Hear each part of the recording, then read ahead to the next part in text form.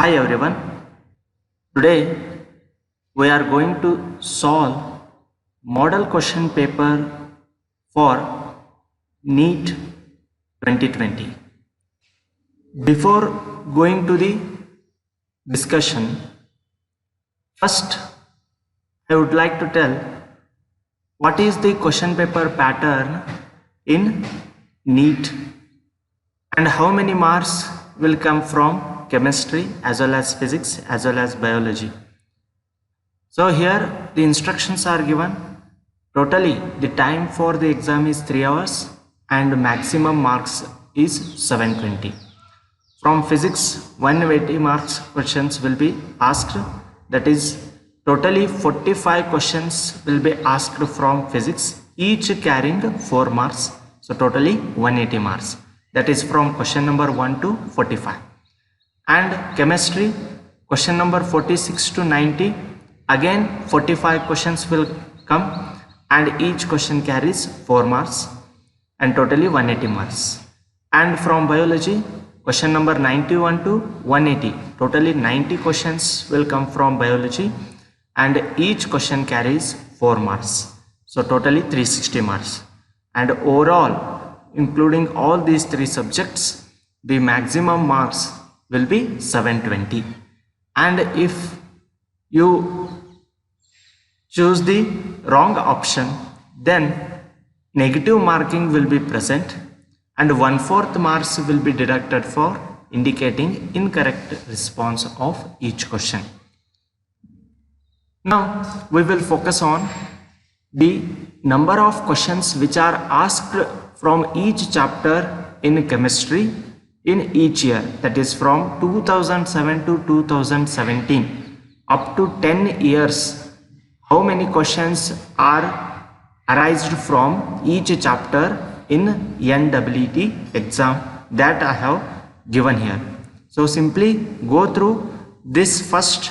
Okay, you will come to know which chapter is more important or which chapter is having more weightage from exam point of view.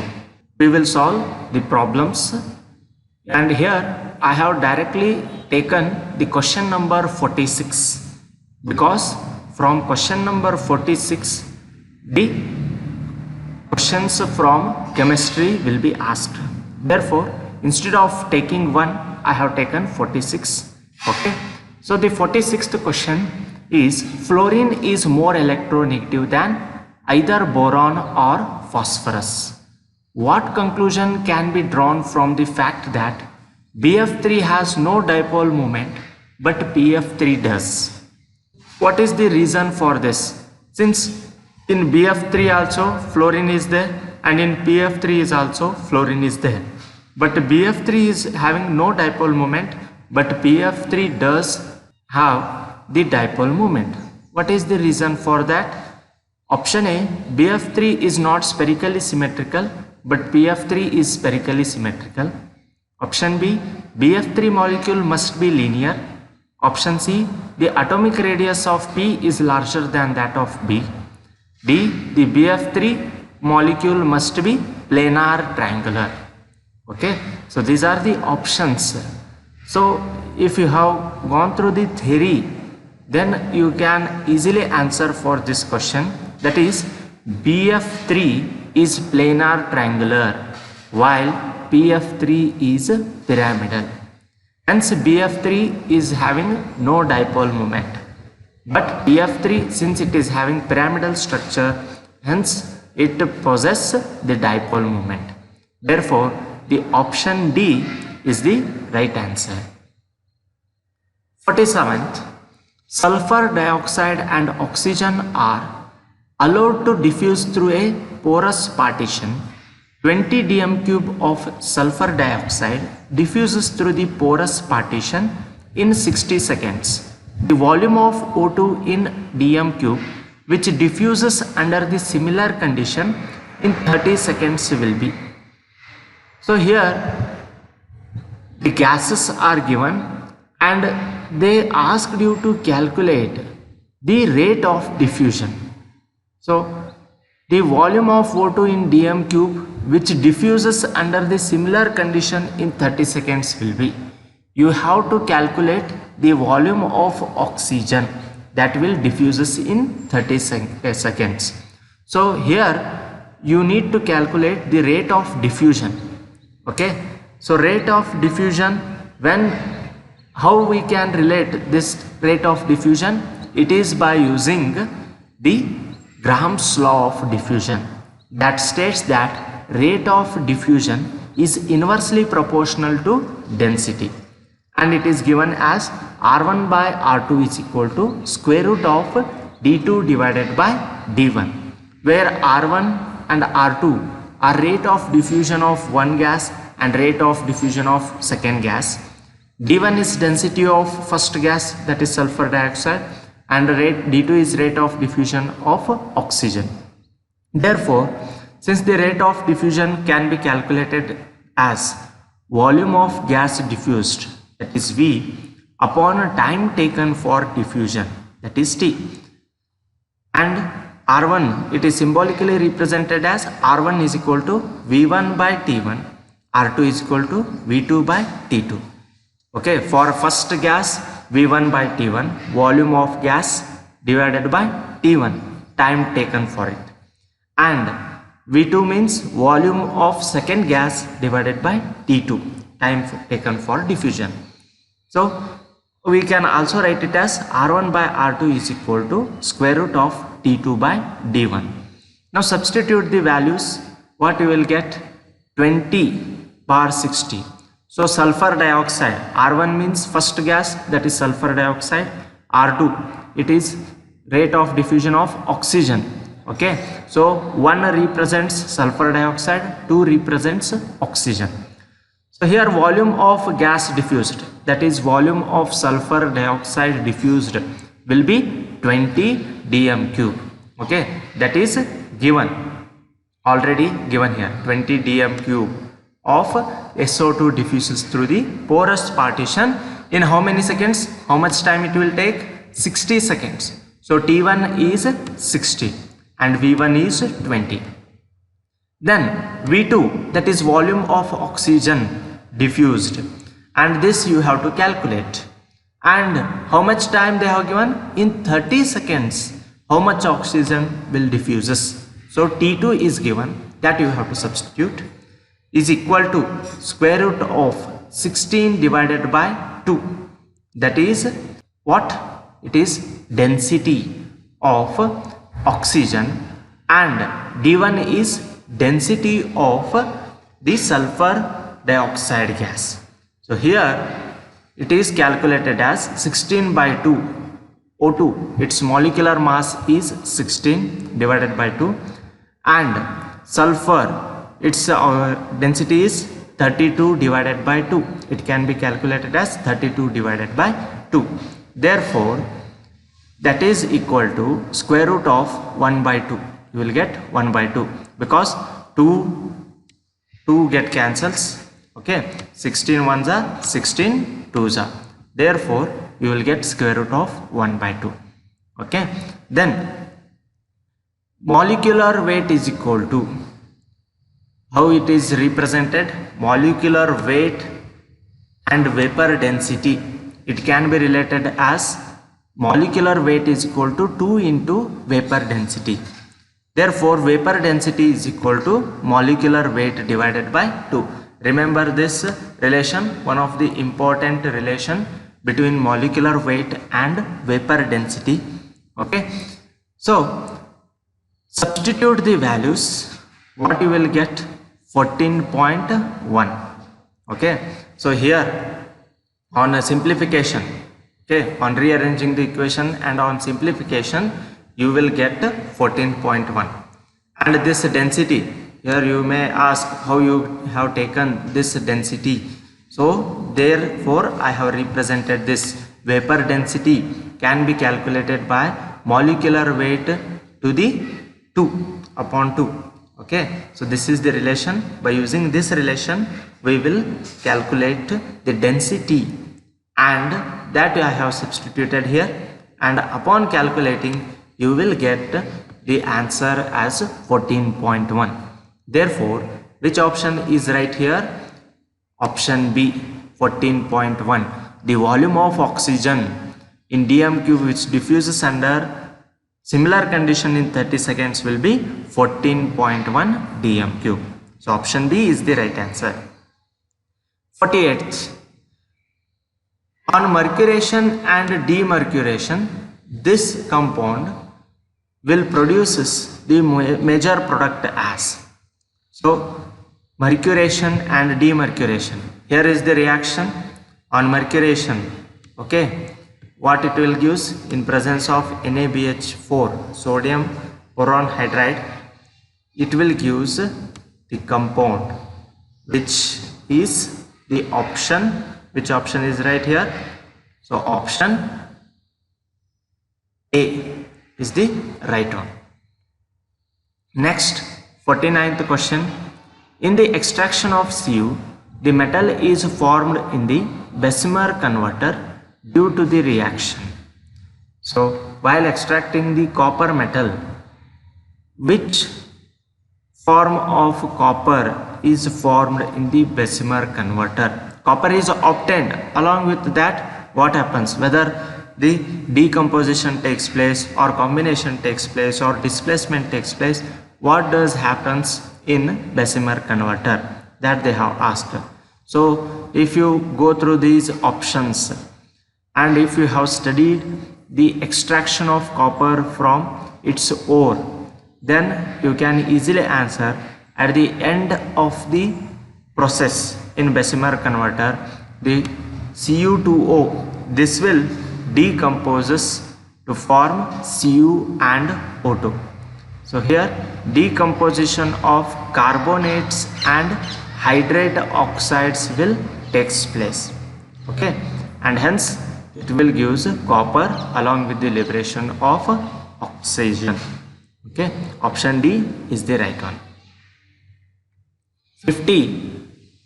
An example of electrophilic substitution reaction is.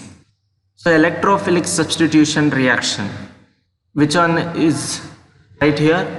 Chlorination of methane. This is free radical substitution reaction and conversion of methyl chloride to methyl alcohol, nitration of benzene, formation of ethylene from ethyl alcohol. So option C, nitration of benzene is the right answer here, because chlorination of methane proceeds via free radical mechanism. Conversion of methyl chloride to methyl alcohol proceeds via nucleophilic substitution reaction. Formation of ethylene from ethyl alcohol proceeds via dehydration reaction. Nitration of benzene will proceeds via electrophilic substitution reaction. So therefore the option C is the right one, nitration of benzene. 51st, which of the following molecules is most suitable to disperse benzene than water? So among these four, which one will easily disperse in benzene than water? Benzene is a non-polar molecule and water is a polar molecule. As you know the property of solutions, the like dissolves like. Like dissolves like means non-polar will dissolve in non-polar solvent and polar solvent will dissolve in polar solute. Polar solute will dissolve in polar solvent. Therefore, if you observe these things, okay, among these four, which one would be a non-polar? Here you can simply observe option A. Here charges are there, so of course it is a polar molecule, and this one is also a polar molecule. And among these two, which one is polar and which one is non-polar? Here Cl is there, in option D Cl is there, so it will, since it is a more electronegative atom, the small delta minus charge will be obtained on this Cl. As a result of that, the partial positive and negative charges will develop in this molecule, and hence this will also act as a polar molecule. But when you see the option C, here only carbon and hydrogen atoms are there, and hence this option C, it will act as a non-polar molecule, and hence non-polar is most suitable to disperse benzene as compared to in water. So the option C is the right one. The benzene is non-polar and hence dissolves a non-polar compounds. Among the given compounds, only C is the non-polar, hence it dissolves in benzene. Next, 52nd, ozone hole refers to. What it refers? Ozone hole means in a stratosphere you will obtain the ozone layer, and its thickness is reducing due to the global warming, as you all know. And that thinning of layer of the ozone will called as ozone hole, means thickness will gets decreases, and hence the option ozone hole, what it means? Increase in concentration of ozone. Option B, hole in ozone layer. Option C, reduction in thickness of ozone layer in troposphere, reduction in thickness of ozone layer in stratosphere. Okay, as you know, the ozone is present in stratosphere, therefore option D, that is ozone hole, is reduction in ozone layer in stratosphere. Therefore the option D is the right answer. Next, 53rd question. Which of the following does not represent the correct order of the properties indicated? Okay, so here they have given based on size. Okay, this is also given on the basis of size, and this is based on number of unpaired electron, and this is also given on the basis of number of unpaired electron. This indicates nickel plus 2 is having larger size than chromium plus 2. Chromium plus 2 is larger than Fe plus 2, and Fe plus 2 is having larger size than Mn plus 2. Okay, in the similar manner, option B is also given based on size. And option C, it is given on the basis of number of unpaired electrons, that is Mn plus 2 is greater than Ni plus 2, means number of unpaired electrons in Mn plus 2 is greater than Ni plus 2, and it is less than Co plus 2. Nickel plus 2, it has less number of unpaired electrons as compared to Co plus 2, and Co plus 2 contains less number of unpaired electron as compared to Fe plus 2. And similarly, option D is also given on the basis of unpaired electron. So among these four, which one is the right answer? So in a period on moving from left to right, ionic radii decreases when we are observing this size. Okay, so as we move from left to right, ionic radii decreases. Therefore option A, it can be arranged as Cr plus 2. The size of this Cr plus 2 is greater than Mn plus 2, and Mn plus 2 is greater than Fe plus 2, and Fe plus 2 is greater than Ni plus 2. Therefore this is the correct order of arrangement based on their size, but option A is given wrong. Next, option B, it can be given as Sc is greater than Ti is greater than Ci is greater than Mn. Okay, remember this, right from left to right, ionic radii decreases. Based on that only they have given. So first, while moving from left to right, the first element we come across will be scandium, Sc, and last ion will be Mn. Therefore as we move along the period, the Mn size decreases and the Sc size is increases. Therefore this is the correct order of arrangement. Then option C, for unpaired electrons, Mn plus 2 is having 5 electrons, unpaired electrons. Ni plus 2 is having 2 unpaired electrons. If you write the electronic configuration, you can easily come to know what is the number of electrons, unpaired electrons, which are present in these ions. So Ni plus 2 contains 2 electrons, CO plus 2 contains 3 and Fe plus 2 contains 4 electrons. So this is the correct order of arrangement, but option C is not correctly arranged based on their unpaired electrons. And option D is also given. Fe plus 2 is having 4 electrons, CO plus 2 is having 3 electrons, Ni plus 2 is having 2 electrons, and Cu plus 2 is having 1 electron. So this is the correct order arrangement for unpaired electrons. So the correct order of atomic radii will be option B. Then 54th, match the columns. Here if you know the named reactions, so you can easily answer this question. Simply see this option A. Option A, it uses Cl2 and UV light and forms ethane to ethyl chloride. This is nothing but a free radical substitution. Okay, the free radical substitution reaction will takes place. Then Schwarz reaction, silver fluoride is there.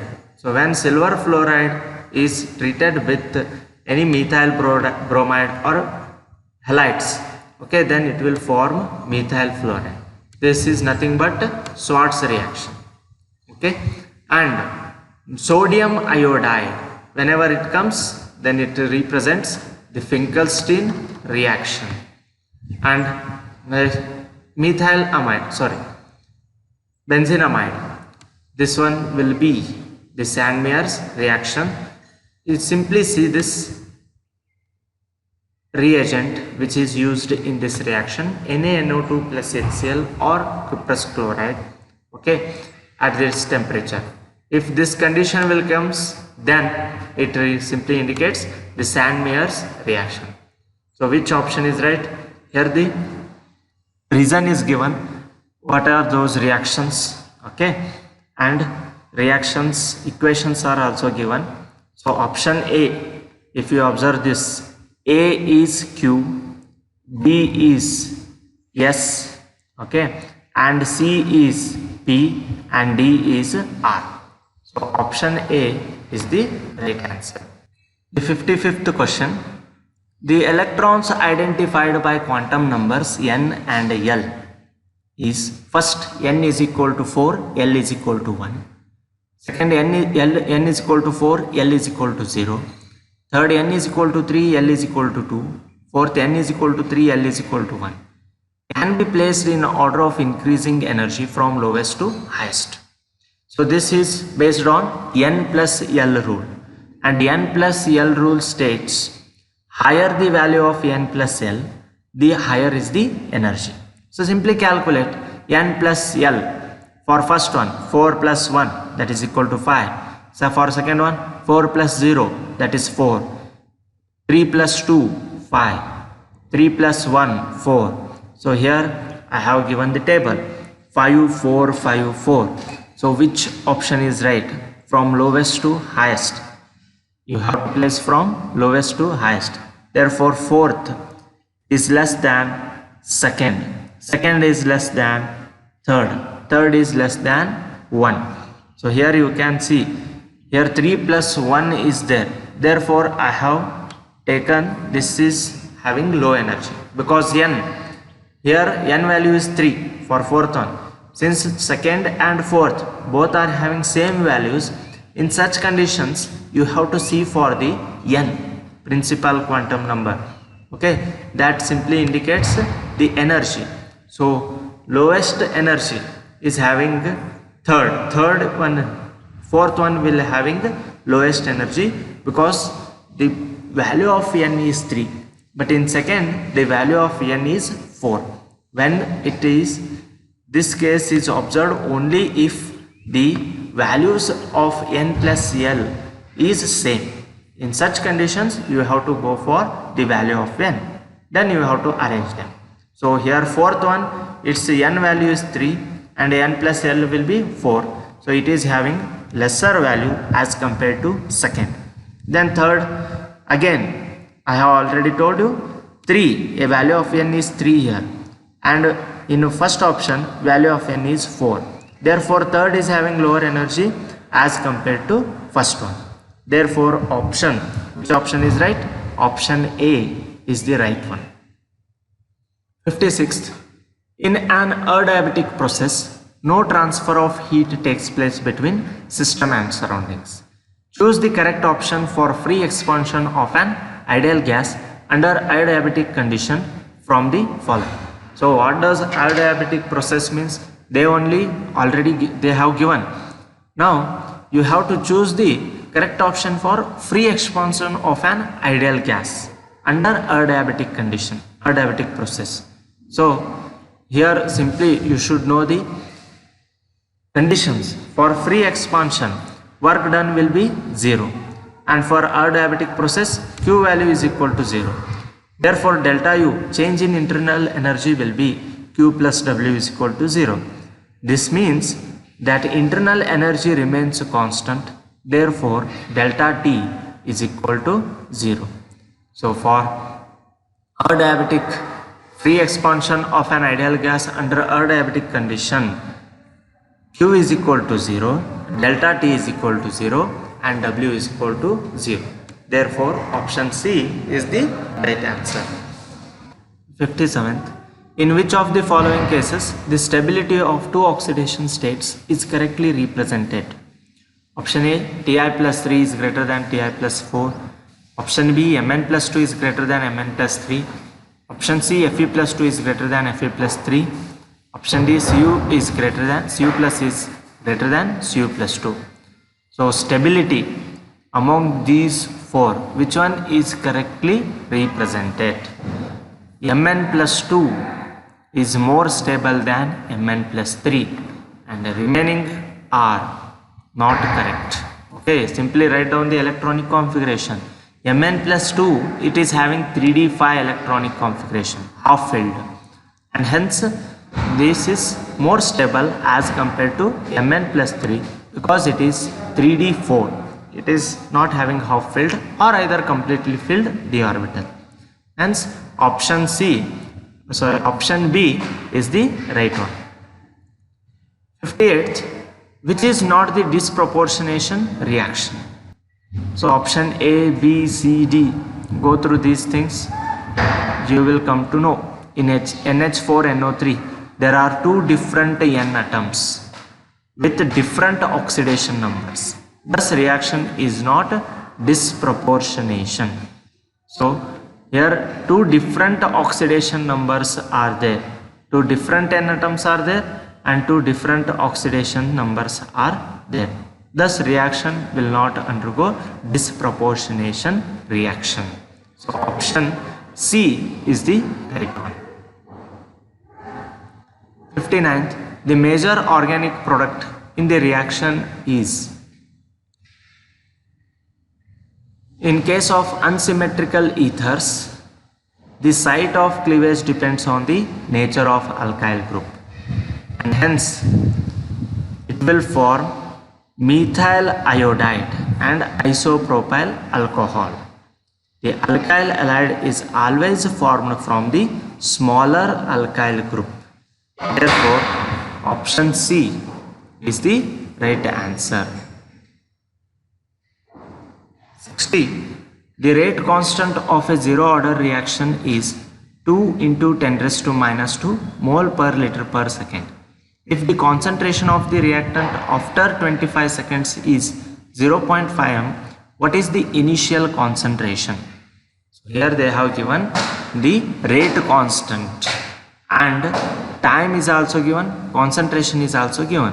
You need to find the initial concentration. So for a zero order reaction, rate constant is equal to K is equal to A minus X divided by T. Therefore substitute the values. K means 2 into 10 raised to minus 2, that is rate constant. Okay, and A is initial concentration, X is final concentration. You can also write it as R naught minus R divided by T or A minus X divided by T. So A is initial concentration, X is final concentration, that is 0.5. A you have to determine, therefore A minus 0.5. Time is 25 seconds. So T is 25. So how much you will get? A minus 0.5 is equal to 0.5. A is equal to 1.0 m. So option D is the right one. Next to 61th, the correct order of solubility in water for helium, neon, argon, krypton, xenon is. Which one will readily undergo dissolution in water? Since all these are noble gases, usually they will not completely gets dissolved in water easily. But among these 5 noble gases, which one is having greater solubility compared to other noble gas in water? The solubility, it is dependent on polar and non-polar, and here all are non-polar only, but you need to find which one is having maximum magnitude of polarity. So London forces are present, and hence here, as the molecular weight of the noble gas atoms increases down the group, its polarity increases. Means as size increases, the polarity gets increases, due to which van der Waals forces between them increases. Due to increased polarity of heavier inert gas, its solubility in water also increases. So most soluble gas will be xenon and least soluble will be helium. So the correct order is Xc is greater than krypton, is greater than argon, greater than neon, greater than helium. So option B is the right one. 62nd, the de Broglie wavelength of a car of mass 1000 kg and velocity 36 km per hour is. Simply use the de Broglie's equation, that is lambda is equal to h divided by mu. H is Planck's constant and m is mass, that is 1000 kg, and velocity is 36 km per hour, but h value is present in joules per second. Therefore you need to convert this kilometer per hour into meter per second. So how you convert that? 36 kilometer. Kilometer you have to convert that into meter. So multiply 36 by 1000, that is 10 raised to 3, and hour to second. So here you will per hour. Therefore here it will use 60 minutes into 60 seconds.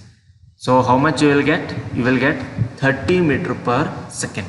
So you know the value of h, m and mu. Substitute the values in the equation. You will get 6.6 into 10 raised to minus 38 meter. This is the de Broglie wavelength. So option B is the right answer. 63. The correct IUPAC name for this compound. So see here, you have to follow the rules, IUPAC rules for nomenclature of any compound. So here you have to select the longest chain, and here two or more chains are having equal length. Then chain with the greater number of side chains is selected as principal chain. So here see, simply 1, 2, 3, 4, 5, 6, 7. 1, 2, 3, 4, 5, 6, 7.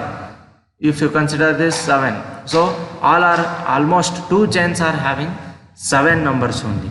So in such cases, you have to select the longer chain which consists of greater number of side chains. So side chains should be present like this. Therefore, based on that, you have to select the chain.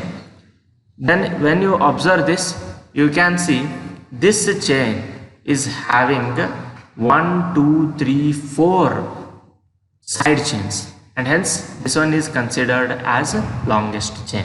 This is how we number the chain: 1, 2, 3, 4, 5, 6, 7. Then the name of the compound will be 2-methyl. So 2 at 2 position methyl is there. Okay, if anything is not given, then it represents methyl. So here also methyl, here also methyl, here also methyl. At 2, 3, 5 positions, methyl group is there. And at 4th position, propyl group is there. Okay, 1, 2, 3. So propyl is attached at 4th position. Therefore, the compound name will be 2, 3, 5 trimethyl. 3 methyls are there. So trimethyl 4 propyl heptane. At 4th, propyl heptane is there. So 4 is propyl heptane. So name of the compound will be 2,3,5 trimethyl 4-propyl heptane. Therefore, option C is the right answer. 64th, which of the following shows isostructural species? Isostructural species. So here, hybridization can be calculated by calculating the number of valence electron and dividing it by 8. Isostructural means having same structure. Okay. So for that you should know the hybridization, type of hybridization. On hybridization, if you once know the hybridization, then you can easily say which structure that compound has. So that can be calculated by by the number of valence electron and dividing it by 8. So in SO4 minus 2, total number of electrons is 6 plus 6 into 4 plus 2, it is equal to 32. So number of hybrid orbitals will be 32 divided by 8 is equal to 4. Therefore sp3 hybridization. 4 hybrid orbitals are there, that means 1s and 3p orbitals will be present. Similarly for PO4 minus 3, number of hybrid orbitals will be 4. Again hybridization is sp3. Similarly for BF4 minus, it is sp3. Therefore option C is the right answer. And similarly you can calculate for A, B and D also. I have here directly given the solutions of the option C. Okay, in the similar manner you can calculate it for A, B and D also. In 65th, when dihydroxyacetone reacts with HI4, the product is or are formaldehyde, formic acid, formaldehyde and formic acid, formaldehyde and carbon dioxide. So on dihydroxyacetone, it is HI4. When it is treated with dihydroxyacetone, when it is treated with HiO4, the product is CH2O, that is aldehyde. Which aldehyde? Formaldehyde plus CO. Therefore option D is the right answer.